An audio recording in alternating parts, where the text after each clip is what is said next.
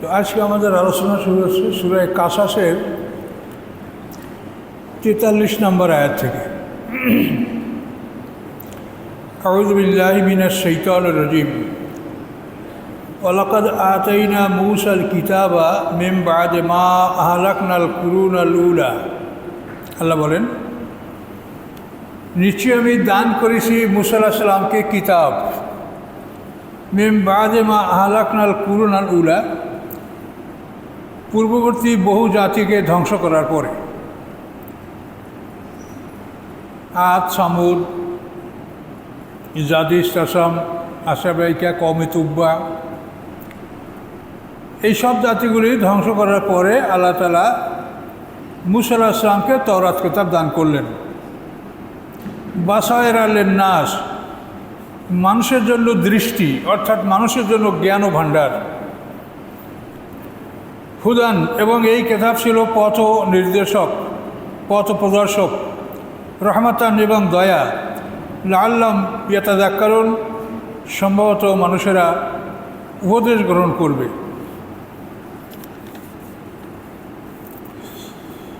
তো ইতিপূর্বে আমরা মূসা আলাইহিস সালামের অনেক কথা এখানে আমরা শুনেছি। এখন আল্লাহ তাআলা এই সামারিটা, রেজাল্ট আমাদেরকে বলছেন। অমা কুনতা বিজানিবিল গারবি, আপনি পৃথিবীর পশ্চিম অঞ্চলে ছিলেন না। ইজ কাদাইনা ইলা মূসা, আমরা যখন আমি মূসার প্রতি আমার আদেশগুলি আমি দান করেছিলাম, তখন আপনি পৃথিবীর পশ্চিমাঞ্চলে ছিলেন না, অর্থাৎ মক্কা থেকে মিশরটা পশ্চিমাঞ্চলই হয়। অমা কুনতা শাহিদিন, এবং আপনি তাদের মাঝে উপস্থিতও ছিলেন না। মুহাম্মদ সাল্লাল্লাহু বলা হচ্ছে যে আপনি পশ্চিমাঞ্চলও ছিলেন না, এবং আপনি মূসা আলাইহিস সালামের কাছে বা হারুন আলাইহিস সালামের কাছে আপনি উপস্থিত ছিলেন না। ওয়ালাকিন্না আনশানা, বরং আমি সৃষ্টি করেছি কুরুনান, বহু জাতি। ফাতাতাওয়ালা আলাইহিমুল উমুর, অতি দীর্ঘকাল তারা হায়াত লাভ করেছে, জীবনকাল লাভ করেছে। আমা কুনতা সাবিয়ান ফি আহলি মাদিয়ানা, এবং আপনি কখনো মাদিয়ানবাসীদের ভিতরে বসবাস করেননি, যে তাতলু আলাইহিম, যে তাদের উপরে আপনি এগুলি পাঠ করে শোনাবেন। আয়াতিনা, আমার আয়াতগুলি। ওয়ালাকিন্না কুন্না মুরসিলিন, বরং আমি ছিলাম এগুলির প্রেরণকারী। আল্লাহ বলছেন যে মূসা আলাইহিস সালাম যে এত, আল্লাহ রসুল মুহাম্মদ সাল্লাল্লাহু আলাইহি ওয়াসাল্লাম এত বিস্তারিতভাবে যে ঘটনাগুলো বললেন, মূসা আলাইহিস সালামের জন্ম থেকে তার জীবনের শেষ পর্যন্ত উত্থান পতন সব ঘটনাগুলি বিস্তারিত বললেন। মাদায়েনের শোয়েব আলাইহিস সালামের ঘটনা সেগুলি বললেন। তো এই কথা আপনি কি করে বললেন? তিনি একজন উম্মি, তিনি লেখাপড়া জানেন না, তিনি কোনো বই পড়ে শিখবেন এটা সম্ভাবনা নাই, তাকে কেউ শিখাবে এমন কারো ক্ষমতা নাই। তাহলে এখন এগুলি আল্লাহ রসুল যে আমাদের কাছে বিস্তারিত বর্ণনাটা করলেন, এটা কোথার থেকে? আল্লাহ বলেন, ওয়ালাকিন্না কুন্না মুরসিলিন, আমি ছিলাম প্রেরণকারী, আমি ওহীর মাধ্যমে আপনাকে আমি এই কথাগুলো জানিয়ে দিয়েছি। মুহাম্মদ সাল্লাল্লাহু আলাইহি ওয়াসাল্লাম নিরক্ষর উম্মি, তিনি বিশুদ্ধ ইতিহাস, নির্ভুল ইতিহাসগুলি জাতির কাছে তুলে ধরেছেন। এটা প্রমাণ করে যে তিনি রাসূল, আল্লাহ তাআলা তার কাছে এগুলি ওহীর মাধ্যমে প্রেরণ করেন। আরও আল্লাহ বলছেন, আমা কুনতা বিজানিবিত তুর, আপনি তুর পাহাড়ের নিকটেও ছিলেন না। এই যে না দেয় না, যখন আমি মূসা আলাইহিস সালামকে ডাক দিয়েছিলাম একটি বৃক্ষের মধ্যে, একটি আলোর মধ্যে, এই আলোর থেকে মূসা আলাইহিস সালামকে ডাক দেওয়া হয়েছিল। আল্লাহ তাআলা সেই কথা বলেন যে আপনি তখন তুর প্রান্তে ছিলেন না। এই না দেয় না, যখন আমি মূসা আলাইহিস সালামকে ডাক দিয়েছিলাম। ওয়ালাকিন রাহমাতাম মির রাব্বিকা, বরং এগুলি সব হলো আপনার রবের পক্ষ থেকে আপনার প্রতি দয়া, যে তিনি আপনাকে দয়া করে এই রিসালাত দান করেছেন। কেন? লেতুনজিরা কওমান মা, যাতে আপনি ভয় দেখাতে পারেন এমন একটা জাতিকে, মা আতাহুম মিন নাযিরিম মিন কাবলিকা, যাদের কাছে আপনার পূর্বে কোনো রাসূল আসেনি। ঈসা আলাইহিস সালাম থেকে মুহাম্মদ সাল্লাল্লাহু আলাইহি ওয়াসাল্লাম পর্যন্ত এই সময়ের মধ্যে মুহাম্মদ সাল্লাল্লাহু আলাইহি ওয়াসাল্লাম ছাড়া এর মাঝে আর কোনো রাসূল আরব অঞ্চলে আসেনি।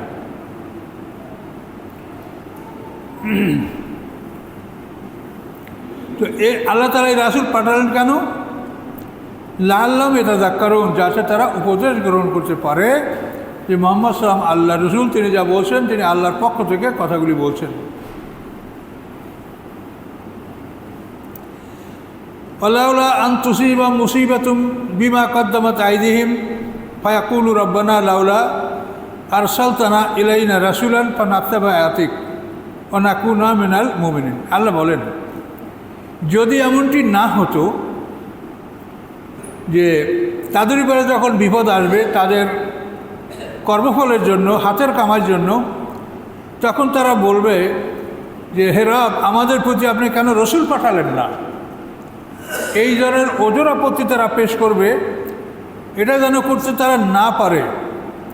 রসুল পাঠালে ফানাত্তাবা আয়াতিক, আমরা সেই রাসূলের আয়াতগুলির অনুকরণ করতাম, এইটা যেন তারা না বলতে পারে, এই জন্য আমি তাদের মাঝে রাসূল পাঠালাম। ও নাকুনা মিনাল মুমিনিন, এবং আমরা মুমিন হয়ে যেতাম। যদি রসুল পাঠাতেন তাহলে আমরা তার আনুগত্য করতাম, মুমিন হয়ে যেতাম।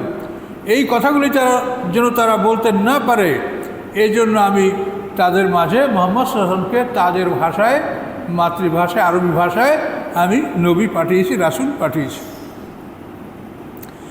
ফালাম্মা জাআহুমুল হক, অতঃপর যখন তাদের কাছে সত্য আসলো, মিন ইনদিনা, আমার নিকট থেকে, আল্লাহর নিকট থেকে, ক্বালু, তখন তারা বলতে লাগলো, লাউলা উতিয়া মিসলা মা উতিয়া মূসা, কেন দেওয়া হলো না তাকে অনুরূপ যা দেওয়া হয়েছিল মূসা আলাইহিস সালামকে? মূসা আলাইহিস সালামকে 9টা মুজিজা দেওয়া হয়েছিল, কাজে মুহাম্মদ সাল্লামকে ওইরূপ কেন দেওয়া হচ্ছে না? তখন আল্লাহ তাআলা জবাব দিচ্ছেন, আওয়ালাম ইয়াকফুরু বিমা উতিয়া মূসা মিন ক্বাবলু, ইতিপূর্বে মূসাকে যে মুজিজা দেওয়া হয়েছিল সেগুলি তারা অবিশ্বাস করে নাই? সেই 9টা মুজিজা দেখে কি তারা ঈমান এনেছে? কই, ঈমান তো আনে নাই। তাহলে ওই রকম মুজিজা দাবি করে কী লাভ? মিন ক্বাবলু, ইতিপূর্বে। ক্বালু, তারা বলছিল কি, সেহরানে তাজাহারা, দুই জাদু একে অপরকে সাহায্য করছে। মূসা আলাইহিস সালাম, হারুন আলাইহিস সালাম, দুইজন নবী, একজন নবী একজন রাসূল। এই দুই নবী রাসূল তাদের কাছে আসার পরে তারা কী বলছিল? ক্বালু সেহরানে তাজাহারা, তারা দুইজন জাদুকর একে অপরকে সাহায্য করছে।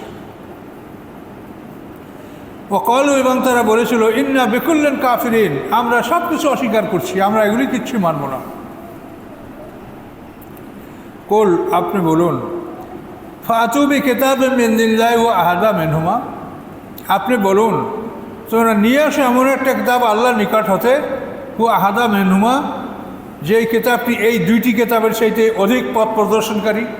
দুইটি কিতাব হলো তওরাত এবং কোরআন। এই দুটি কিতাব হতে আরও অধিক পথ প্রদর্শনকারী, সৎপথ প্রদর্শনকারী কোনো কিতাব তোমরা নিয়ে আসো, তাহলে আত্তাবিউহু, আমি সেই কিতাবটা মানব। রাসূল বলেন, তাহলে আমি সেই কথাটা মানব। এরকম কথা কোরআনে আরও আসে। ইহুদিরা, খ্রিস্টানরা আল্লাহর সন্তান আছে বলে দাবি করে। তখন আল্লাহ বলছেন আল্লাহ রসুলকে যে আপনি বলেন, কুল, আপনি বলেন, লাউ কানা লির-রহমানি ওয়ালাদুন ফাআনা আউয়ালুল আবিদিন, রহমানের যদি কোনো ছেলে থাকে তা আমি সবাই আগে তার ইবাদতকারী হব। তোমরা যদি প্রমাণ করতে পারো যে রহমানের ছেলে আছে, আল্লাহর ছেলে আছে, তাহলে আমি সবাই আগে, আউয়ালুল আবিদিন, আমি সবাই আগে সেই রহমানের ছেলের ইবাদত আমি করব। কিন্তু প্রমাণ করব, ছেলে কোত্থেকে আসো, তার মা কই, মা কোত্থেকে আসো, তার বাবা কই, এগুলি সবই তোমরা তথ্য দাও। কিন্তু কিছুই তারা দিতে পারছে না, কিন্তু গায়ের জোরে বলছে, আর সেগুলি তারাও মানছে, মানুষরাও মানছে। কোটি কোটি মানুষ বিনা দলিলের কথা মানছে। আর আমাদের সমাজের অবস্থাও তাই, কোটি কোটি মানুষ বিনা দলিলের কথা মানছে, দলিলের কথা তারা মানে না। যেটা প্রচলিত সমাজে পেয়েছে এটাই তারা মনে করে যে সেই সঠিক। তো আল্লাহ তাআলা সব দৃষ্টান্তগুলি স্পষ্ট করে দিচ্ছেন। এখন আল্লাহ বলেন, ফাইল্লাম ইয়াস্তাজিবু লাকা, আপনার এই সমস্ত কথার জবাব যদি তারা না দেয়, ফালাম, নিশ্চয়ই আপনি জেনে রাখুন, আন্নামা ইয়াত্তাবিউনা আহওয়াহুম, নিশ্চয়ই তারা কামনা বাসনা নিজের মনের ইচ্ছার অনুকরণ করে, তাদের কাছে কোনো দলিল প্রমাণ নাই। অমান আদাল্লু মিম্মান, কে অতি পথভ্রষ্ট ওই ব্যক্তির চাইতে ইত্তাবা হাহু, যে নিজের মনের ইচ্ছার অনুকরণ করে, মনে যা চায় তাই বলে, মনে যা চায় তাই করে। বেগারে হুদাম মিন আল্লাহ, আল্লাহর পক্ষ থেকে কোনো পথ প্রদর্শন ছাড়া, নির্দেশ ছাড়া মনে চায় তাই যে করে, সে অত্যন্ত ভ্রষ্ট। ইন্নাল্লাহ লা ইয়াহদিল কওমা যালিমিন, নিশ্চয় আল্লাহ তাআলা জালেম সম্প্রদায়কে কখনোই পথ প্রদর্শন করে না। সম্মানিত শুধু মনের ইচ্ছার কামনা, ইচ্ছার আনুগত্য এটা করা যাবে না। তার কারণ আমরা মানুষ সৃষ্টিগতভাবে অনেক দুর্বল এবং আমাদের জ্ঞান, জন্মগতভাবে জ্ঞান অন্যান্য প্রাণীর চাইতে মানুষের জ্ঞান কম। জন্মগতভাবে অন্যান্য প্রাণী যে জ্ঞান রাখে, একটা মুরগির বাচ্চা 3 দিন বয়স হলে তাকে আপনি খুদি চাল তার সাথে পাথর মিলিয়ে দেবেন, দেখবেন যে ও পাথরটা খাবে না, চালটাই খাবে। ওর মা যদি সংকেত দেয় তো ছোট্ট ছোট্ট বাচ্চাগুলি তাড়াতাড়ি লুকিয়ে যাবে। কিন্তু মানুষের বাচ্চারা কিন্তু এত ছোটো হলে এ ধরনের কোনো অভিজ্ঞতা অর্জন করতে পারে না। সে পায়খানা করে নিজে হাতে ধরতে পারে, তা নিজে খায়। তো মানুষের জন্মগতভাবে মানুষের জ্ঞান অত্যন্ত কম, কিন্তু মানুষের জ্ঞানটা ডেভেলপ করতে পারে। অন্যান্য প্রাণীর জন্মগতভাবে জ্ঞান, কিন্তু তাদের জ্ঞান ডেভেলপ করে না।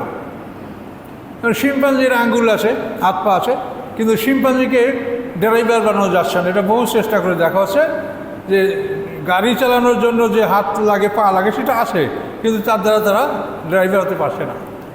তো মানুষ জন্মগতভাবে অনেক অল্প জ্ঞানের অধিকারী, তার জ্ঞানকে ডেভেলপ করতে হবে। এখন এই জ্ঞানকে আপনি ডেভেলপ করে শুধু যদি 2টা জীবন আপনার, শুধু এই একটা জীবনের জন্যই যদি আপনি জ্ঞানকে ডেভেলপ করেন, আর দ্বিতীয় জীবন যেটা আছে অনেক লম্বা, অনেক বড়, অনেক দীর্ঘস্থায়ী, সেই দিনের জন্য যদি আপনি আপনার জ্ঞানকে ডেভেলপ না করেন, তা আপনি ক্ষতিগ্রস্ত হবেন। এটা নিজের বিচারেই আপনি নিজে হাসরের ময়দানে হেরে যাবেন। যে আপনার জ্ঞানকে ডেভেলপ করতে হবে। আপনি এমনি বুঝতে পারবেন না ইসলাম কেমন। যেমন আপনি চেষ্টা না করে এমনি আপনি মাস্টার ডিগ্রি নিতে পারেন না, বহু পরিশ্রম করতে হয়েছে। তো এই জন্য পরকাল বোঝার জন্য, দিন বোঝার জন্য আপনাকে অনেক সময় দিতে হবে, ব্যয় করতে হবে।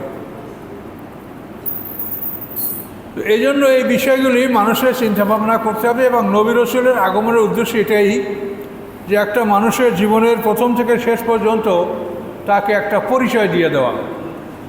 যে একটা মানুষের জীবনে 8টা পর্ব। আমরা মানুষ, আমাদের জীবনের শুরু হলো মৃত্যু থেকে।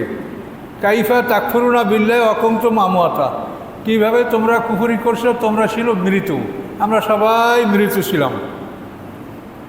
আদম আসলামের পিঠ থেকে, আদম সন্তানদের থেকে আমাদেরকে পর্যায়ক্রমে, অর্থাৎ আদম থেকে তার 120 জোড়া সন্তান, সেই সন্তানের পিঠ থেকে তাদের সন্তান, তাদের পিঠ থেকে তাদের সন্তান, এভাবে আমার পিতার থেকে আমাকে, আপনার পিতা থেকে আপনাকে, এভাবে পর্যায়ক্রমে মানুষগুলি সব বের করার পরে আল্লাহ শুধু একটা প্রশ্ন করছেন, আলাস্তু বিরব্বিকুম, আমি তোমাদের রব নই?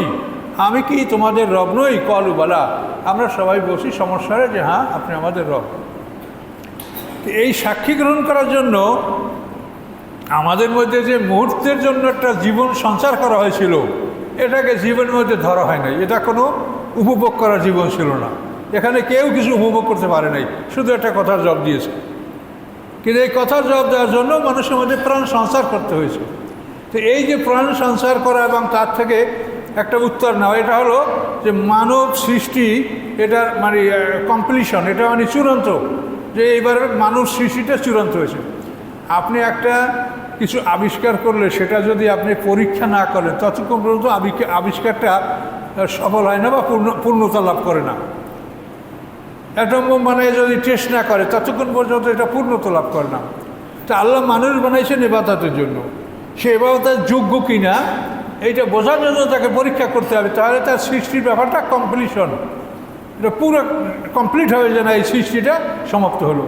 তো আমাদেরকে যে একটু সময়ের জন্য আমাদের মধ্যে প্রাণটাকে ইনফিউজ করা হয়েছিল, আমাদের মধ্যে জীবন সঞ্চার করা হয়েছিল, এটা হলো যে আমরা যে উদ্দেশ্যে আমাদেরকে সৃষ্টি করা হয়েছে, আমরা সেই উদ্দেশ্যের জন্য ঠিক আছি কিনা, আমরা ঠিকমতো সৃষ্টি হয়েছি না, প্রপারলি আমরা তৈরি হয়েছি কিনা।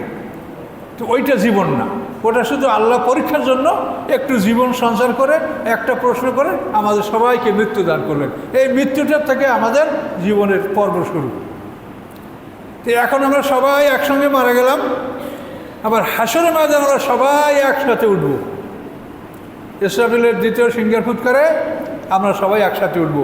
প্রথম সিংহার ফুৎকারে আমাদের পদার্থের দেহটা একত্রিত হবে, হওয়ার পরে আমরা 40 বছর বিরতি থাকবে, আমরা ঘুমিয়ে থাকবো। দ্বিতীয় সিংহার ফুৎকারে আমরা সবাই একসাথে উঠব। তাহলে এখন দেখেন আমাদের সবাই মৃত্যু হলো একসঙ্গে, আবার দ্বিতীয় জীবন আমাদের শুরু হবে সবাই একসঙ্গে, কিন্তু মাঝখানের পর্বগুলি আমাদের আলাদা। আদমের পিঠ থেকে, আমাদের পিতাদের পিঠ থেকে আমরা সাক্ষী দিলাম, আমরা মরে গেলাম। মরে যাওয়ার পরে আমরা এখন আসছি। আমাদের পিছনে হাজার হাজার বছর পর্যন্ত পৃথিবীতে মানুষের আগমন ঘটছে, ঘটে নেই? তাহলে আমাদের পৃথিবীতে আসাটা, অর্থাৎ মানে মৃত্যুর পরে যে বরজাক, পর্দার আড়ালের জগৎ, এইটা আমাদের সমান না। যারা নূহ আলাইহিস সালামের জমানায় জন্মগ্রহণ করেছে তাদের জীবনে পিছনের সময় খুব কমই ছিল। মরার পরে সামনে বিশাল বরজাক, পর্দার আড়ালের জগৎ। আমাদের সামনে বরজাক কম, পিছনে আমাদের বরজাক বেশি গেছে। তাহলে মানুষের জীবনের প্রথম পর্ব হলো মৃত্যু। মৃত্যুর পরে বরজাক, মানে পর্দার আড়ালের জগতে ঢুকে পড়া। সেই পর্দার আড়ালের জগৎ থেকে আমরা পর্যায়ক্রমে পৃথিবীতে আসছি, একসঙ্গে আসতেছি না। কেউ এখন, কেউ আরও সামনে, কেউ আরও পিছনে আসছি। তাহলে আমাদের মৃত্যু একসঙ্গে, মৃত্যুর পরে বরজাকে ঢুকলাম, বরজাক থেকে জন্ম, এইখানে হলো আমাদের ব্যবধান, যে আমরা একসঙ্গে জন্মগ্রহণ করছি না। আমাদেরকে পর্যায়ক্রমে জন্মগ্রহণ করাবে, বাড়াবে, পরীক্ষা নেবে, আবার বিদায় করবে। এটা তো পরীক্ষার ফল। এখানে এই জন্য একসঙ্গে আমাদেরকে ঢুকানো হবে না। তাহলে প্রথম মৃত্যু, এই প্রথম পর্বটা সবাই একসঙ্গে হয়েছে। তারপর হলো বরজাক, পর্দার আড়ালে জগতে ঢোকা। এই পর্দার জগতে আমরা পিতামাতার পিঠে আমরা অবস্থান করছিলাম, এবং পিতামাতার পৃষ্ঠ থেকে আমরা দুনিয়াতে আসি, এটা আপনারা সবাই জানেন। তাহলে মৃত্যু, বরজাক, এই বরজাক বা পর্দার জগৎ, এই বরজাকের পর আমাদের জন্ম, জন্মের পরে আমাদের এখন জীবন, এই জীবন উপভোগ করছি। কতটা দেখেন, মৃত্যু, বরজাক, জন্ম, জীবন, কি পাইলেন? 4টে পর্ব, বুঝতে পারছেন? মৃত্যু, বরজাক, মৃত্যুর পর্দার জগতে ঢুকলাম, বরজাকেরও জন্ম, জন্ম পরে জীবন, এ হলো 4। জীবনের সামনে কি? আবার মৃত্যু। এই মৃত্যুর সামনে কি? আবার বরজাক। মৃত্যুর পরে আমাদেরকে বরজাকে ঢুকাই দেওয়া হবে। কোরআনে আল্লাহ বলছেন, অমিন ওয়ারাইহিম বারজাকুন ইলা ইয়াউমি ইউবআসুন, তাদের সামনে পর্দার আড়ালের জগৎ পুনরুত্থান পর্যন্ত। ডাইরেক্ট কোরআনের আয়াতের কোনো দুর্বলতা নেই।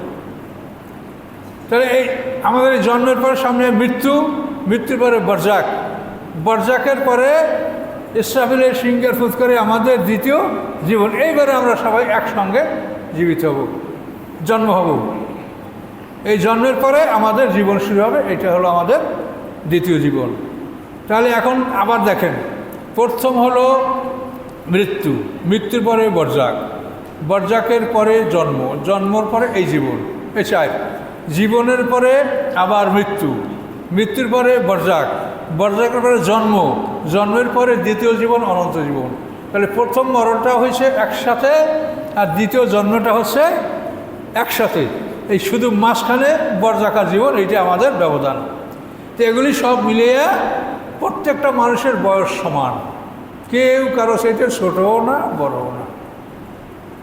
আমি এখন, আমার পিছনে বরজাক ছিল বেশি, হায়াত আছে, সামনে বরজাক কম, এই 3টা মিলাইলে বয়স সমান হয়ে যাবে।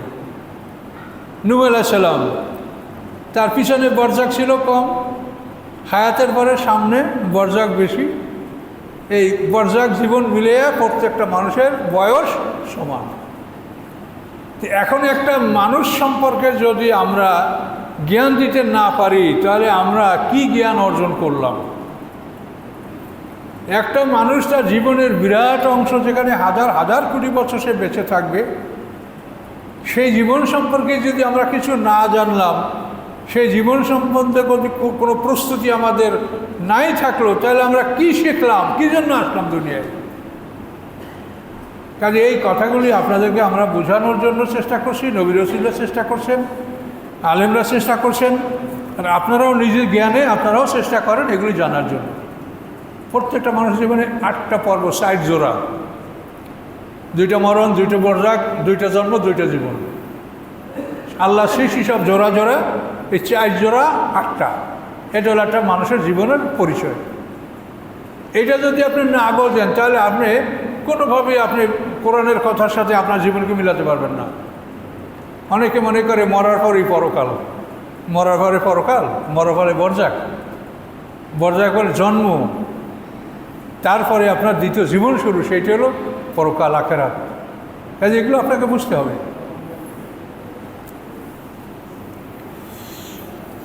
আল্লাহ বলেন ওয়ালাকাদ আরসালনা লাহুমুল কাওলা লাআল্লাহুম ইয়াতাযাক্কারুন। আল্লাহ বলেন আমি আরসালনা মানে মিলিয়ে রাখা, মানে একের পর এক, একের পর এক, আমি একের পর এক তাদের জন্য কথাগুলি আমি পাঠিয়েছি। লাআল্লাহুম ইয়াতাযাক্কারুন, যাতে তারা উপদেশ গ্রহণ করতে পারে। একের পর এক, একের পর এক আমি তাদের উপদেশ বাণী পাঠিয়েছি যাতে তারা উপদেশ গ্রহণ করতে পারে। আল্লাযীনা আতাইনাহুমুল কিতাব মিন ক্বাবলি হুম বিহি ইউমিনুন, যাদেরকে আমি দিয়েছি কিতাব মিন ক্বাবলিহি, এই কোরআনের পূর্বে, মুহাম্মদ সাল্লামের পূর্বে, হুম বিহি ইউমিনুন, তারা এই কোরআনের প্রতি ঈমান আনে, অর্থাৎ পূর্ববর্তী আহলে কিতাব তারা এই কোরআনকে বিশ্বাস করে। ওয়া ইযা ইউতলা আলাইহিম, যখন তেলাওয়াত করা হয় তাদের উপরে, ক্বালু, তখন তারা বলে আমান্না বিহি, আমরা এই কোরআনের প্রতি ঈমান আনলাম। ইন্নাহুল হাক্কু মির রাব্বিনা, নিশ্চয়ই কোরআন সত্য আমাদের রবের পক্ষ হতে। ইন্না কুন্না মিন ক্বাবলি মুসলিমিন, নিশ্চয়ই আমরা এর আগেও আত্মসমর্পণকারী ছিলাম। মানে এই যে তাকে পাঠ করে শুনো, এর আগেও, অর্থাৎ এর আগে মানে তাদের কাছে তওরাত ছিল, সেই কিতাবেও মুহাম্মদ সাল্লাল্লাহু আলাইহি ওয়াসাল্লাম এবং কোরআনের কথা উল্লেখ আছে। সেই জন্য বলে যে এর আগেও আমরা এই কিতাবের প্রতি আত্মবিশ্বাসী আমরা ছিলাম। আল্লাহ বলে উলাইকা ইউতাউনা আজরাম মাররাতাইন, এদেরকে আল্লাহ তাআলা তাদের দ্বিগুণ সব দান করবেন, 2 বার দিবেন। যেহেতু তারা পিছনে আসমানি কিতাবে ঈমান এনেছে, এই জন্য তারা একটা সব পাবে। আবার কোরআন নাযিল হওয়ার পরে কোরআনের উপরেও তারা ঈমান আনলো, এই তাদের ডবল ঈমানের জন্য তারা ডবল সব পাবে, এটা আল্লাহ ঘোষণা করলেন। উলাইকা ইউতাউনা আজরাম মাররাতাইন, এদেরকে আল্লাহ তাআলা 2 বার সব দিবেন, বিমা সবারও, তাদের ধৈর্যের কারণে।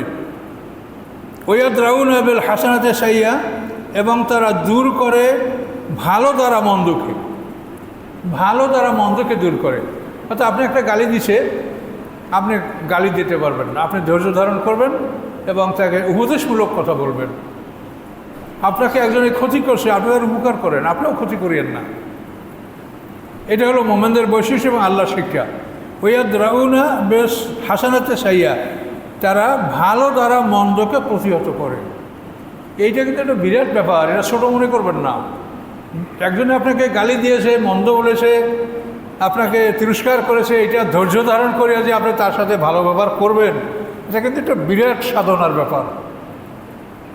আমাদের তো কি একটা মন্দ বললেই সাথে সাথে আমার শরীর দ্বিগুণ রাগ হয়ে যায়, সে একটা বলছে আমি তাকে 2টা বলি, এইটাই তো সমাজের স্বভাব।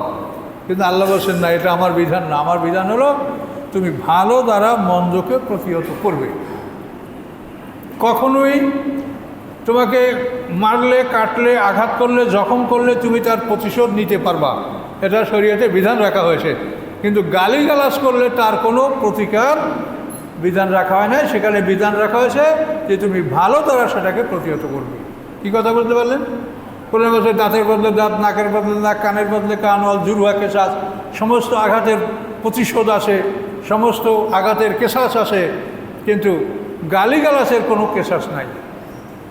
এই জন্য সবসময় আপনি এই খাসলাতটা অর্জন করা, এটা কিন্তু বিরাট সাধনার ব্যাপার। আপনি অনেক ধৈর্য ধারণ না করলে এই স্বভাব আপনি অর্জন করতে পারবেন না। যে আপনাকে গালি দিয়েছে, আপনি কিছু উত্তর না করে আপনি তাকে ভালো কথা দ্বারা তাকে আপনি বুঝালেন। এটা যদি আপনি করেন, তো এইভাবে যদি একাধিকবার হয়, তা দেখবেন যদি ওই লোকটার ভাগ্য ভালো হয়, তো ওই লোকটা আপনার কাছে লজ্জিত হবে, ওই লোকটা আপনার কাছে লজ্জিত হবে। সে হয়তো আর খারাপ কথা আপনাকে আর নাও বলতে পারে।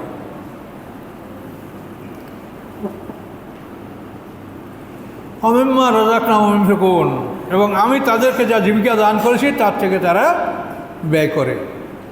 সম্পদ ব্যয় করা এটা একটা বিরাট ব্যাপার। জাকাত জাকাত ওসুর অন্যান্য সব কিছু তো দিবেন, তারপরও দান করবেন। তার কারণ এগুলি আপনার পরকালের জন্য। আল্লাহ রসুল বলছেন যে তোমরা তোমাদের নিজের সম্পদের চাইতে অপরের সম্পদ বেশি ভালোবাসো। সাহাবীরা বলেন, ইয়া রাসূল, এটা কেমন করে হয়? তখন আল্লাহ রসুল বলেন, তোমার কি?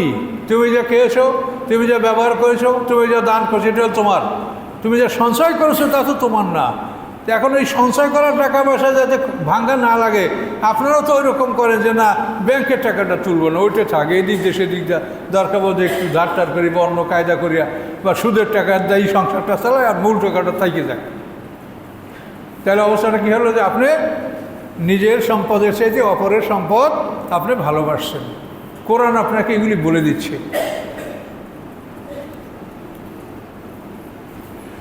ওয়াইজা সামিউল লাগু আরাদু আনহু, যখন তারা কোনো বেহুদা কথাবার্তা শোনে তখন তারা তার থেকে ফিরে থাকে। অসার কথা, দলিল নাই, প্রমাণ নাই, যুক্তি নাই, জানে না কিছু, শুধু কথা বলতে থাকে বক বক বক বক করে। এগুলো সাধারণত আগে, এখন এই চর্চাটা একটু কম দেখি।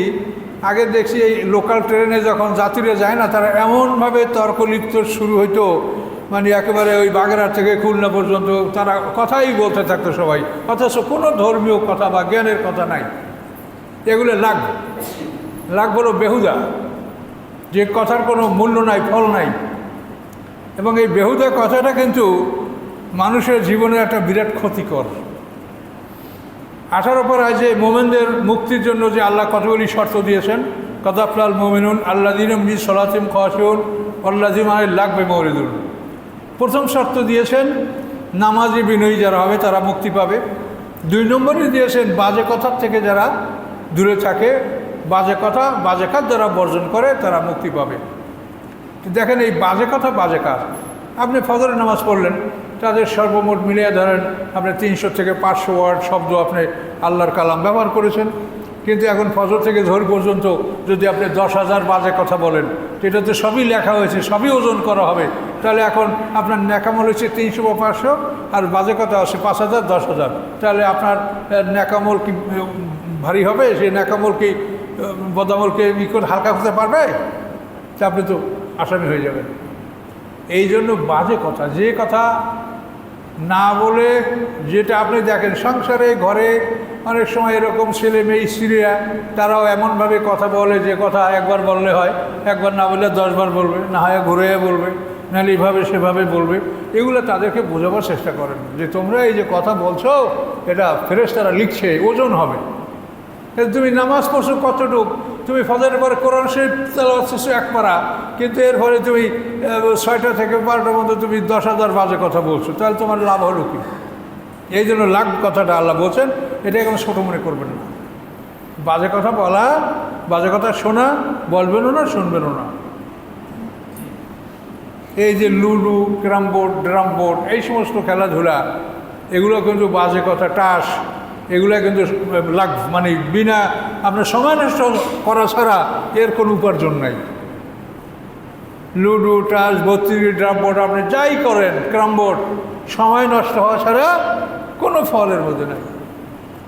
আপনাদের এতই সময় যে কীভাবে সময় নষ্ট করবেন, আর আপনারা শুনলে কি মনে করেন আমরা যে এত বয়স্ক, এখনও দেখি যে আমাদের মোটে সময়ই হয় না। যতক্ষণ সময় থাকে তখন এইটা পড়ি, ওইটা পড়ি, এইটা জানি, ওইটা জানি না, এভাবে আমাদের মোটে সময়তে হয় না। আর আপনাদের এত সময় যে কিভাবে কাটাবেন, ক্যারাম বোর্ড নিয়ে দাঁড়ায় গেলেন, 2-4 ঘন্টা কেটে গেল। তাই বুঝবেন যখন সময় আসবে যে এই সময়ের আপনার কত মূল্য ছিল। আজকাল যখন আসবে তখন আপনি সারা পৃথিবীর সম্পদ তার সামনে উপস্থাপন করে 1 মিনিট সময় তার থেকে নিতে পারবেন না। কি পারবেন? রব্বি লাউলা আখারতানি ইলা আজালিন করিব, হে রব, যদি আপনি আমাকে একটা মুহূর্তের জন্য সময় দান করেন, ফাআসাদদাকা ওয়া আকুম মিনাস সালিহিন, আমি সদকা করব, আমি সৎকর্মশীলদের অন্তর্ভুক্ত হব। এই যে অনুরোধ বান্দা করবে, কোরআনে আল্লাহ বলেছেন। আল্লাহ কি বলছেন তার জবাবে? আল্লাহ ইউআখিরুল্লাহু নাফসান ইযা জাআ আজালুহা, কোনো মানুষের যখন নির্ধারিত সময় আসবে তাকে 1 মুহূর্ত আর সময় বাড়িয়ে দেওয়া হবে না। কাজেই সময় অত্যন্ত মূল্যবান। এই সময়কে আপনারা বাজে কাজে নষ্ট করেন না, জীবন সম্পর্কে জানার চেষ্টা করেন। আপনার নিজের জীবন সম্পর্কে আপনি জানার চেষ্টা করেন যে আপনার জীবনটা কী, এর শুরু কোথায়, শেষ কোথায়। এবং সবসময় একটা কথা মনে রাখবেন, আমরা সবাই মানুষ, আমরা একটা খাঁচা নিয়ে এখানে বসে আছি, এই খাঁচার মধ্যে একটা জিনিস আছে, এটা কি? রূহ, নফস এবং রূহ। এগুলি এটার মধ্যে আসে বলেই আমরা বসে আছি, কথা বলছি, শুনছি। এগুলি যখন চলে যাবে তখন লাশ। তাহলে এখন আমাদের এই খাঁচার মধ্যে যে প্রাণটা ঢুকলো, এটা কি আপনার কাছে বা আমার কাছে পারমিশন নিয়ে ঢুকছে যে আপনার মধ্যে আমি প্রাণ আমি ঢুকি? বলেন, এই প্রাণটা যখন আপনার মধ্যে ঢুকেছে, সে কি পারমিশন নিয়ে ঢুকেছে? কখন ঢুকেছে আপনি কি জানেন? জানেন না। আবার এই প্রাণটা যখন আপনার বের হয়ে যাবে, তখন কি আপনার কাছ থেকে অনুমতি নিয়ে বের হবে যে আমি এখন যাই স্যার? কে? সে যখন যেতে যাবে তখন এখন এমনভাবে যাবে যে আপনি সমস্ত পৃথিবীর শক্তি, আপনার শ্রম, কৌশল, আপনার স্ট্র্যাটেজি সব ব্যবহার করে তাকে আপনি রুখতে পারবেন না। কি পারবেন? লাইফ সাপোর্টে থাকেন আর যেখানেই থাকেন, কি পারবেন? তাহলে এখন এমন একটা জিনিস নিয়ে আমরা এই খাঁচার মধ্যে ধারণ করছি, এমন একটা জিনিস খাঁচার মধ্যে ধারণ করছি যে ঢোকার সময় আমার পারমিশন নিয়ে ঢোকে নাই, যাওয়ার সময় আমার পারমিশন নিয়ে যাবে না, আবার দ্বিতীয়বার যখন জীবিত হব তখনও আমার পারমিশনে সে আমার মধ্যে ঢুকবে না। সে আল্লাহ যখন আদেশ দিবেন, ইসরাফিলের সিঙ্গার ফুৎকারি আমার এই খাঁচার মধ্যে আবার ঢুকে যায়। প্রথম সিঙ্গার ফুৎকারি এই খাঁচা তৈরি হবে, দ্বিতীয় সিঙ্গার ফুৎকারির মধ্যে প্রাণ ঢুকবে। তাহলে এখন আপনি দেখেন যে আপনি, আমি মানুষ, আমরা কত অসহায়, এটা ভেবে দেখেন। আমরা কত অসহায়, এটা ভেবে দেখেন। কাজে নিজেকে যেই শক্তিশালী মনে করেন, যাই মনে করেন, কিন্তু আমরা কিন্তু অত্যন্ত অসহায়। যেই প্রাণটা ঢুকলো কেমন করে? আমি কি বলেছি আমি পৃথিবীতে যাব? এখন আমার উপরে এত বোঝা, এত কষ্ট, আমাকে আল্লাহর পথে জিহাদ করতে হবে, আমাকে সংগ্রাম করতে হবে, আমাকে সংসার ধর্মের জন্য এত কষ্ট করতে হবে। আমি কি বলেছি যে আমি পৃথিবীতে যাব? বলিনি। আমাকে এখানে আনা হয়েছে, আবার এখান থেকে আমাকে জোরপূর্বক নিয়ে যাওয়া হবে, আবার আমাকে পুনরায় জীবিত করা হবে। এটা আল্লাহর ইচ্ছা। এখানে আমি আল্লাহর সাথে কোনো মোকাবেলাও করতে পারবো না, আর এর সাথে আমরা কিছুই করার কোনো ক্ষমতা নেই। আল্লাহ বলেন, তিনি যা করেন তাকে কেউ জিজ্ঞাসা করতে পারে না। লা ইউসআলু আম্মা ইয়াফআলু, তিনি যা করেন তাকে কেউ জিজ্ঞাসা করতে পারে না। ওহুম ইউসআলুন, তাদের সবাইকে জিজ্ঞাসা করা হবে। আল্লাহকে জিজ্ঞাসা করার কোনো ক্ষমতা নাই। আপনার আল্লাহর কোনো কথা, কোনো আয়াত, কোনো বিষয় যদি আপনার কাছে মনে হয় যে এটা এইরকম নাই ওই রকম হইতো, এটা আপনি তখন লাহাওলা পড়বেন, তখন আপনি বুঝবেন যে এই আল্লাহর এই কাজের উপরে আমি হস্তক্ষেপ করতে যাচ্ছি। তিনি যেভাবে করেছেন ওভাবে আপনি আত্মসমর্পণ করেন। আপনার আমার কি জ্ঞান আছে যে আমরা আল্লাহ একটা কাজ করেছে সেটা এরকম না করলে এরকম হইতো? অনেকে বলে আল্লাহ এইখানে এইটা বলতে পারতো না, আল্লাহ এইটা এইখানে করতে পারতো না। এটা যে কত বড় অপরাধ সেটা আপনি বুঝবেন সময় মতো। আল্লাহকে আপনি শিখাবেন যে কী কোন রকম নাজল হলে ভালো হইতো? কাজে খবরদার। দিন কথার মূল বিষয়টা হলো সারেন্ডার। ইব্রাহিম আলাইহিস সালামের জাতির পিতা, তার বৈশিষ্ট্য হচ্ছে কি? সারেন্ডার। ইস কল রব আসলিম কল আসলাম তুল রব্বিল আলামিন। আল্লাহ বলছে ইব্রাহিম তুমি সারেন্ডার করো, তিনি বললেন আসলাম তুল রব্বিল আলামিন, মহাবিশ্বের প্রতিপালকের কাছে আমি আত্মসমর্পণ করলাম। কাজে ইসলামের মূল বিষয়টা আত্মসমর্পণ। নিজেকে জ্ঞানী মনে করা হবে না। আমি আল্লাহর গোলাম, আমি নির্বোধ, আমার কোনো জ্ঞান নাই, আল্লাহর জ্ঞান থেকে আমি জ্ঞান অর্জন করব।